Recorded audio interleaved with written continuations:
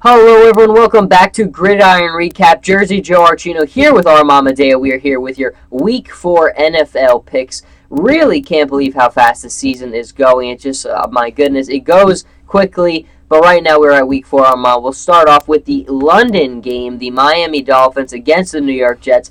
Now, I'll be honest, Armand, to this point, the Miami Dolphins, to me, have been unwatchable. I don't really know where to go for this game.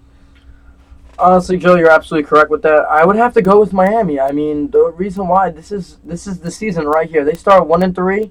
More likely, they are not going to make the playoffs. We know the percentages of teams that go 0-3 or 1-3 are most likely not going to make the playoffs.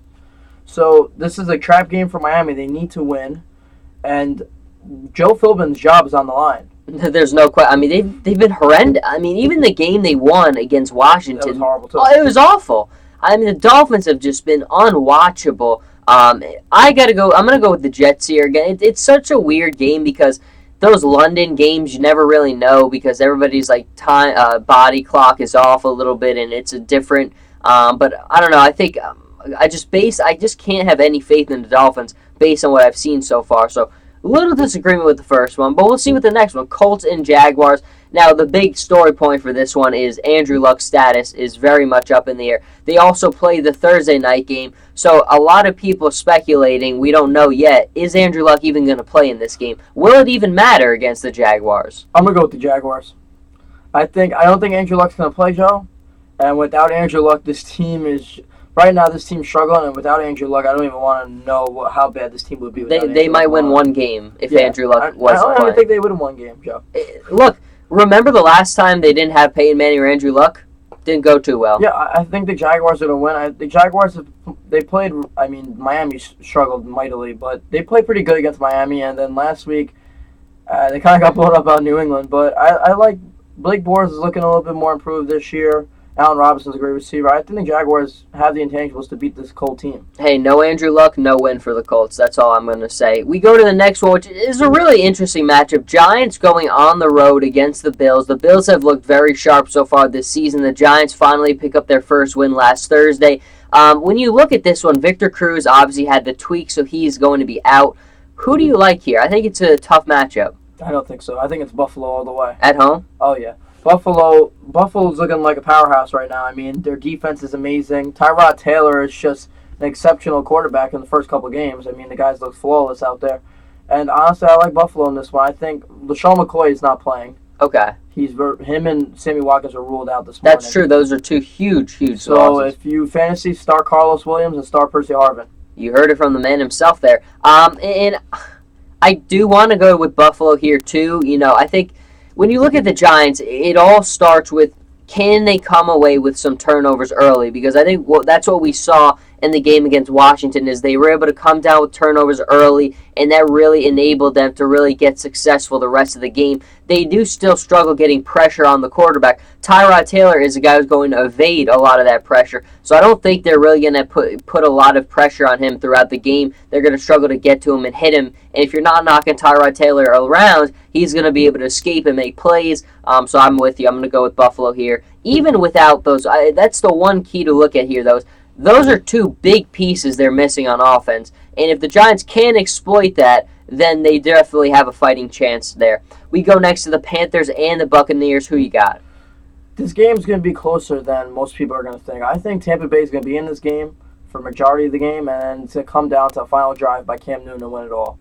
Well, and that's the cool, funny thing is you look at Mariota and you look at Winston, and they both can play. I mean, there's just no way around it. Jameis is definitely going to take more chances. He's going to turn the ball over more. But you know what? They both are guys who can play. And Carolina is one of those surprising teams I think no one's talked about who's got the 3-0 start. It's funny. I saw the other day all the teams who start 3-0, and they were with that one team in there who you didn't really think about because they've done it. They've gone about it, and they've done their job, and they've done their job well. But it hasn't been the flashiest of ways that they've been doing it. I think another reason why the difference between Marcus Mariota and Jameis, I think Jameis likes to throw the ball. He's got a better arm than Mariota's more conservative, likes to throw more slant routes. Jameis likes to throw the ball down the field more.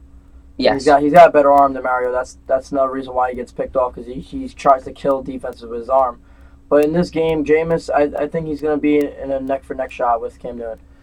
I don't know. Something's telling me I'm Go going with with the Panthers, road. though. Yeah, oh, you're going. Me too. I Yeah, don't I know. just think it's going to be a really Yeah. good game, Joe. I think Me it's going to too. be one of the games of the Me week. too. We go next. Eagles, Redskins. Redskins home. Eagles kind of were a disaster. They finally pick up their first win against the Jets last weekend. Who do you have here?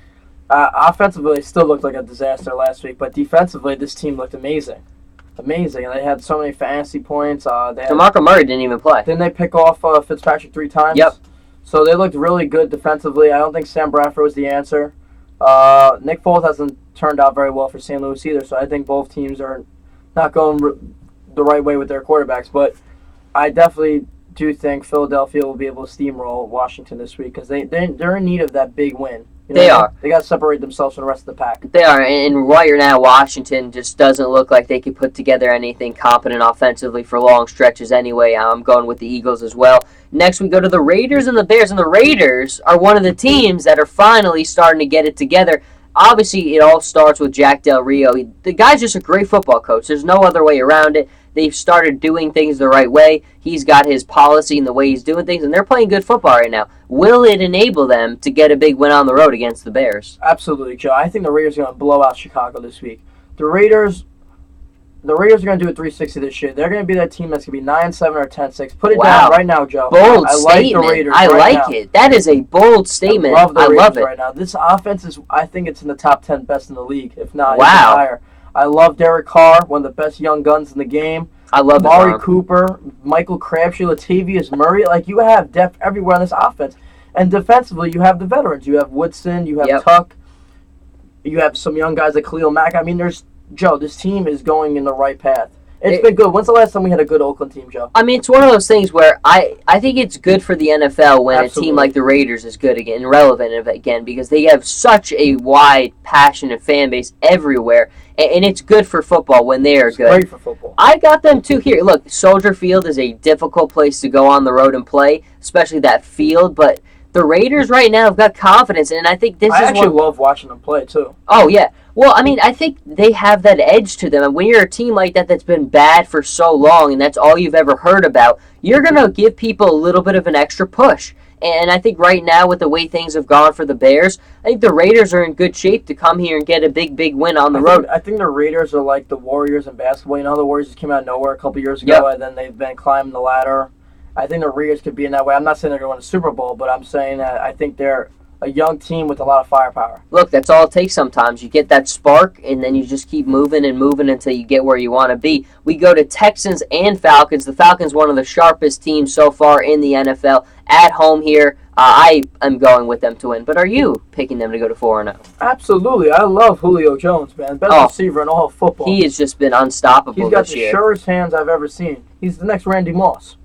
Hey, I mean, you talk about a guy who just goes and makes any catch from any angle. It's him. I mean, he can turn up the field in a matter of seconds. He's as good as in Matty Ice. I mean, that's the thing. When all these off-season new coaches were coming in and things like that, I think the easiest choice was Atlanta because you have a quarterback. That's the only job where you legitimately had a quarterback. It's the hardest position to fill. You had one there, and they got the job done. Yeah, and then just to sum it up, I don't think Houston will be able to deal with Atlanta's firepower. Atlanta's going to outscore them. Yes, I agree. We go on next to the Packers at the 49ers. Very interesting game. Colin Kaepernick, let's be honest, was awful last week against Arizona. His first two passes were pick sixes. The Packers going on the road, and Aaron Rodgers obviously has been perfect to start the season. Does Green Bay go on the road and continue their excellent play? Excellent play with an excellent blowout. Okay, so I'm talking a 24-point victory. What do you think about Colin Kaepernick? Because there's been a lot of people saying, look, San Fran gave him that contract. I've never been sold on the guy. I mean, what do you do with him? I honestly, I don't know. First, I think it starts with the offensive line. The offensive line is pretty bad when it comes to passing game. He's dropping back a lot. But if you notice Colin Kaepernick, when you watch the film, he's throwing the ball off his back foot a lot. He's not gravitating towards in the pocket. He's going back and he's dropping off, and then he's like floating the ball. So he's got a great arm. The guy has a rocket. I mean, he was a baseball player, used to be. So I mean, he's got a great arm, but he's just not. It's the situational awareness. My favorite word. Joey's favorite word. Situational awareness, that folks. comes back and haunts Colin Kaepernick. Armand has excellent situational awareness, by the way. And hopefully a team that will also have some situational awareness is the Arizona Cardinals, who host the Rams at home. The Cardinals, a great 3-0, a perfect start to the season. Bruce Arians continues to do what he does. I have them going to 4-0. I think right now Carson Palmer might be playing the best he's played since he's been in Arizona. Absolutely. He looks like the '06 Carson Palmer. Even Larry Fitzgerald. I mean, Larry Fitzgerald has been on a tear to start the season. Yeah, he found the fountain of youth. I think he was with Ponce de Leon. But absolutely, the St. Louis not the St. Louis Cardinals, the Arizona Cardinals. they're still playing pretty well right now. They're playing pretty well, too. But honestly, I think Arizona has last year they were great. They had a great record, and then look what happened to them. They had a horrible playoff game. Yep. But this year, I think the new wave is coming in, and they're going to make some noise. I think they're going to be right there at the end of Green Bay. They have a chance to go to the Super Bowl. So I never know how he does it. Bruce Arians does it, but he does, and he has his own ways of doing things, and it works. I think he could be best coach in the NFL. Definitely up there in the top 3. I still don't think the Colts have been. I thought the best the Colts have been under Andrew Luck is when Bruce Arians was the interim head coach there. But he's a great coach. The players love him. Well, because know what it is too. All these coaches. I mean, look, in the NFL, you're going to dedicate all your time to it. If you're a coach, if you're a player, you have very little downtime. But one of the interesting things I've heard about Bruce Arians is he's one of those coaches who believes in giving breaks. Go have dinner with your families. Football should be like your job. It shouldn't be what defines you. And look, sometimes that different philosophy works because we see so many times all these coaches that this is their life. Yeah, he's not mandating on them. I know a couple of players have problems with the Harbaugh brothers because they're very bossy. They're always in the players' ears. He's relatable. He's open to changing and things like that, and players relate to that. They like that. Very interested. The next one, Vikings and Broncos. Ooh. This is a very interesting match because that Vikings defense is outstanding. Denver's defense has played very well. Peyton Manning has been getting more in his groove. Who do you like here? Between the Panther and Buck game and this game right here, these are the 2 best games of the week. I agree. I think this is a very good game. I think out of all the underdogs when it comes to the Vegas lines, I would definitely give the Vikings plus the points with 7. It is 7. I heard this morning. Come down to a game-winning field goal. I love the Vikings. I mean, if I had the guts, I would take them to beat them in Denver with an upset. But I think it just has to start with Adrian Peterson. Just ground and pound with Adrian Peterson. Let him go to work. And, their defense is they can provide a lot of pressure on Peyton Manning. Very true. I'm going with Denver. I'm going with Denver, too. Yeah. To the next one. Cowboys and Saints. Obviously, the Cowboys right now are without their top playmakers. The Saints, Drew Brees did not play last week. He sounds like he is going to be playing this weekend. Do the Saints finally get their first win of the season? I'm going to let you go first on this one. I'm going to go with them only because they are at home here. Brandon Weeden did play a lot better than I thought he would, but that Cowboys defense gave up. Looked like they have no answer to stop anyone. I don't think the Saints look great right now either, but right now, if you're giving me Drew Brees over Brandon Weeden at home, I think it's a pretty easy choice. I'm going with Drew Brees. That was the funny part, too, because the first 2 games, Dallas' defense looked pretty good. They did. And then last week, they just got... You have Brandon Weeden at quarterback, and the defense is the problem, not the offense. Yeah, Devontae Freeman had 45 fantasy points in Dallas. Oh, my goodness. But all right. I'm going to go with the Saints. I think the Saints are going to win. We're in agreement there. And then the night game is tremendous. Lions at Seahawks. The Lions are in great jeopardy of falling to 0-4, and I think they will. I mean, right now, here's my question to you before you give your pick. Who is Matt Stafford? Who is Matt Stafford to you? Because if I look at Matt Stafford, I could say very talented quarterback. I don't think you could pick out one moment where you could look at a win and say, this is why Matt Stafford was selected number 1 overall. This is why he's the franchise quarterback of the Lions. Yeah, I mean, I honestly, going into last year, I thought Matt Stafford was one of the more elite quarterbacks in the league. But this year, they just can't move the ball. It looks all disarray. The whole offense, it's chaotic right now. But they're definitely going to go 0-4. I mean, they're just not playing to their identity. And Seattle playing in Seattle is never easy, and Seattle's gonna win this one on Monday Night Football. We are in agreement there, and the Lions fall to 0-4. Definitely not where they wanted to go after such a tremendous revitalized season under Jim Caldwell. But this is it for your Week 4 Gridiron recap. We will be back next week, tell you how we did. Hopefully we did a good job. Until then, though, folks, we'll be back next time.